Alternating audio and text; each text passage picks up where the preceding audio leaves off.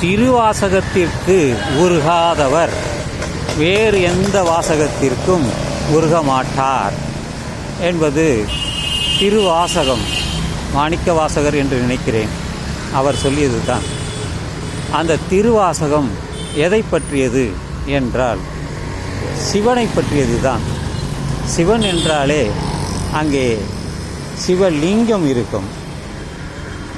அதை வேறு விதமாக சொல்ல வேண்டும் என்றால் யோனி லிங்கம், ஆவுடையார் லிங்கம், இரண்டும் கலந்து இருப்பது தான். அப்படி அந்த பாடுவது தான், சிவனை பற்றி பாடுவது தான். அந்த கல்லை வைத்து இவர்கள் பாடுவார்கள்.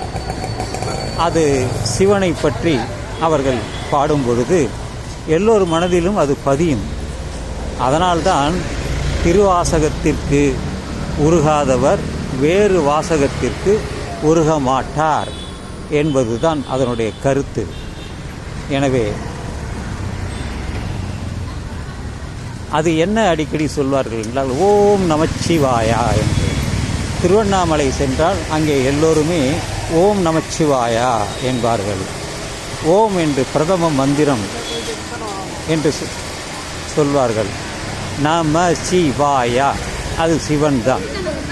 அதுதான் அவர்கள் சொல்லக்கூடிய மந்திரம். ஓம் நமச்சிவாயா, இதுதான் அவர்கள் சொல்லக்கூடிய மந்திரம். பல பாடல்கள் இருக்கிறது, திருவாசகத்தில் பல பாடல்கள் இருக்கிறது. அந்த பாடல்களை எல்லாம் பாடி அவர்கள் சிவனை நினைத்து சிவனாக கருதி அவர்கள் பாடுவார்கள். கோயில் கோயிலாக சென்று பாடுவார்கள். இதுதான் அவர்களுடைய நடைமுறை.